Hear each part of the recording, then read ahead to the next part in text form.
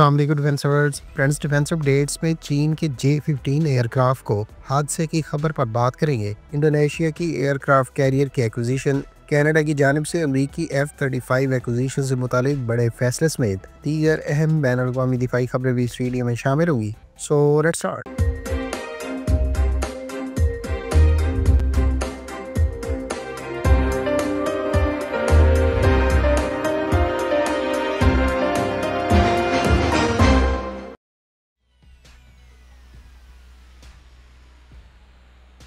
Friends, चीन की peoples liberation army navy के एक J-35 एयरक्राफ्ट को हादसा पेश आया है। पीपल्स लिबरेशन आर्मी की ऑफिशियल प्रेस रिलीज के मुताबिक आज यानी 15 मार्च को दोपहर 1:03 पर J-15 फाइटर एयरक्राफ्ट को ट्रेनिंग परवाज के दौरान ये हादसा पेश आया।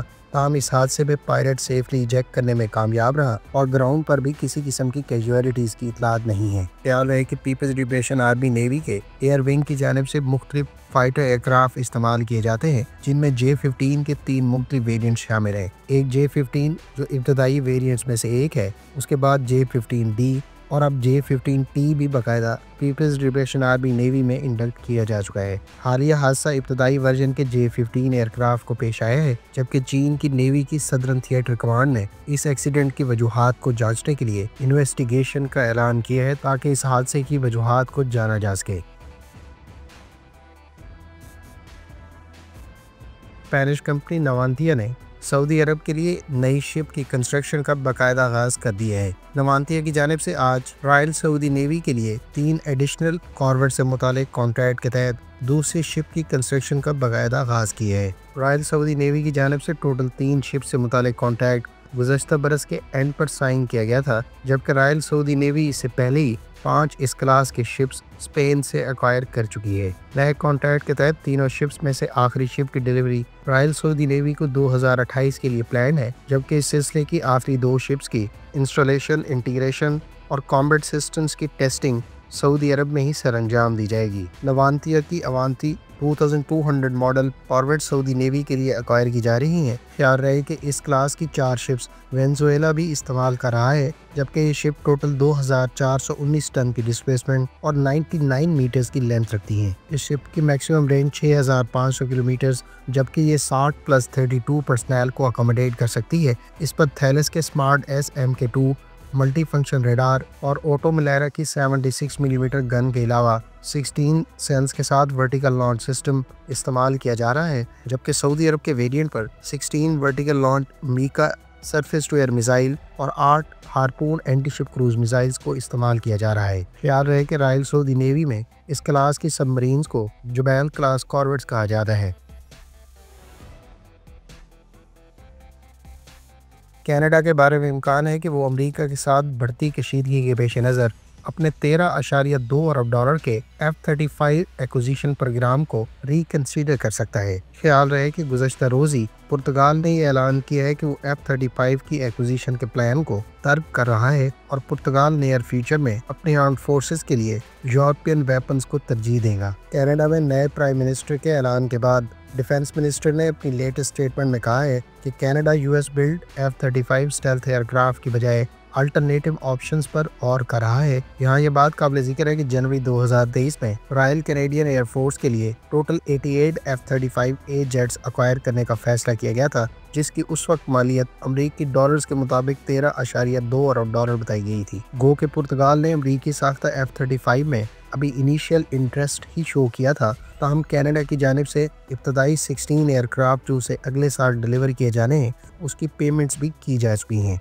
1997 में कनाडा ने तकरीबन $500 मिलियन की लागत से जॉइंट स्ट्राइक फाइटर प्रोग्राम में शमूलियत की थी, जबकि इस जॉइंट स्ट्राइक प्रोग्राम में शमूलियत के पेश नज़र कैनेडियन कंपनियों ने अब तक $1.8 अरब के मुख्तलिफ कॉन्ट्रैक्ट्स भी हासिल किए थे। आम ट्रंप की जानिब से अमरीका में हुकूमत संभालने के बाद से कनाडा को अमरीका का हिस्सा बनाने और ट्रेड से मुतालिक कशीदगी को लेकर अब कनाडा की जानिब से इस बड़ी मिलिट्री डील के बारे में रिकंसिडरेशन का फैसला किया गया है। फ्रेंड्स, तुर्क कंपनी बेकर के कज़िलिरमा अनमैन्ड कॉम्बैट एयरक्राफ्ट के प्रोटोटाइप 3 ने आज after burner assisted take off और एरोडायनामिक सिस्टम्स की आइडेंटिफिकेशन से मुतालिक टेस्ट कंडक्ट किया है। कज़िलिल्मा के प्रोटोटाइप 3 को इससे पहले ही निस्बतन हैवियर इंजन से पावर्ड करने के बाद मुख्तलिफ तरह के टेस्ट से गुजारा जा चुका है, जबकि ये पहली मर्तबा है कि कज़िलिल्मा के किसी प्रोटोटाइप एयरक्राफ्ट को after burner assisted take off जैसी टेस्ट से गुजारा गया है। ख्याल रहे कि कज़िलिल्मा अनमैन्ड कॉम्बैट एयरक्राफ्ट को नियर फ्यूचर में तुर्की अपनी अनादोलू कैरियर पर भी इस्तेमाल करने का मंसूबा रखता है, जबकि अब से चंद रोज पहले ही तुर्क कंपनी बेकर और इटालियन लियोनार्डो के दरमियान मिलिट्री ताउन से मुतालिक कोऑपरेशन को लेकर नियर फ्यूचर में कज़िलिल्मा अनमैन्ड कॉम्बैट एयरक्राफ्ट पर कई तरह के इटालियन सिस्टम्स भी हमें देखने को मिल सकते हैं। तुर्की लियोनार्डो के साथ जॉइंट वेंचर के तहत अब अपने अनमैन्ड कॉम्बैट एयरक्राफ्ट कज़िलिल्मा और मुख्तलिफ तरह के ड्रोन्स जैसा कि TB3 और अकिंजी को भी नियर फ्यूचर में यूरोपियन मार्केट के लिए एग्रेसिवली पिच करने का मंसूबा रखता है। अगर आप कज़िलिल्मा अनमैन्ड कॉम्बैट एयरक्राफ्ट के डेवलपमेंट बैकग्राउंड, इसके तमाम तर फीचर्स और फ्यूचर वेरिएंट्स के बारे में तफसीलात जानना चाहते हैं तो इस टॉपिक पर कम्प्रिहेंसिव वीडियो का लिंक आपको एंड स्क्रीन पर मिल जाएगा। इंडोनेशिया के बारे में इतलात है कि अपनी नेवी को अपग्रेड करने की गर्ज से इटालियन नेवी के इस्तेमाल रहने वाली हेलीकॉप्टर कैरियर को इंडक्ट करने का मंसूबा रखता है। ख्याल रहे कि गुज़श्ता मंथ ही इंडोनेशिया के नेवल चीफ ने कहा था कि नेवी को एक एयरक्राफ्ट कैरियर की ज़रूरत है जिससे ना सिर्फ मिलिट्री कैपेबिलिटीज़ को फर्दर इन्हेंस करने में मदद मिलेगी, बल्कि इस एयरक्राफ्ट कैरियर को ह्यूमैनिटेरियन मिशंस और मैरीटाइम सिक्योरिटी में भी इस्तेमाल किया जा सकेगा। काम बजट कंस्ट्रेंट्स और दीगर लिमिटेशंस को पेश नज़र रखते हुए इंडोनेशिया की जानिब से सेकेंड हैंड इटालियन कैरियर को अक्वायर करने पर गौर किया जा रहा है, जबकि इस डील के बारे में ख्याल किया जाता है कि ये दोनों ममालिक के लिए म्यूचुअली बेनिफिशियल साबित होगी, क्योंकि इटली को जहां इस एयरक्राफ्ट कैरियर को स्क्रैप करने के हवाले से कॉस्ट के नुक्ता नज़र से बचत होगी, वहीं उसे इसको रिपेयर और अपग्रेड करने के हवाले से उसकी शिप बिल्डिंग इंडस्ट्री को नए कॉन्ट्रैक्ट्स अवार्ड किए जा सकते हैं। इटालियन नेवी ने इसे अक्टूबर 2024 में ही डीकमीशन किया है और ये 40 साल तक इटालियन नेवी की सर्विस में सर्व कर चुकी है। इस कैरियर को हेलीकॉप्टर्स के अलावा F-35B फाइटर जेट्स को ऑपरेट करने के लिए इस्तेमाल किया जा सकता है। इटालियन नेवी माजी में इस पर 12 AV-8B Harrier 2 short take off jets भी इस्तेमाल करती रही है। इसके अलावा इस एयरक्राफ्ट कैरियर पर 18 AW109 और NH-90 हेलीकॉप्टर्स को अकोमोडेट करने की भी गुंजाइश मौजूद है, जिनमें से 12 हेलीकॉप्टर्स हैंगर और 6 ऑन फ्लाइट डेक अकोमोडेट किए जा सकते हैं।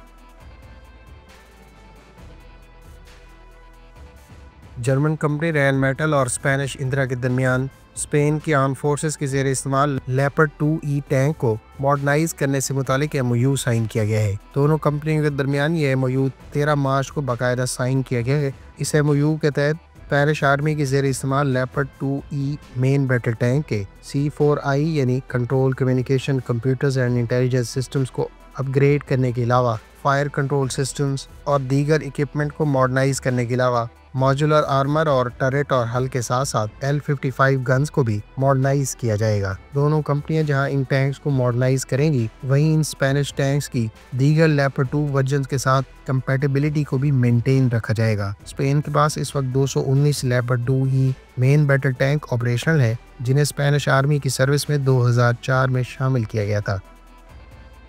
फ्रेंड्स, ये थी आज की डिफेंस अपडेट्स। उम्मीद है इस वीडियो से आपकी मालूमात में इजाफा होगा। मिलते हैं नेक्स्ट वीडियो के साथ। अपनी दुआओं में याद रखिएगा। अल्लाह हाफिज़। पाकिस्तान जिंदाबाद।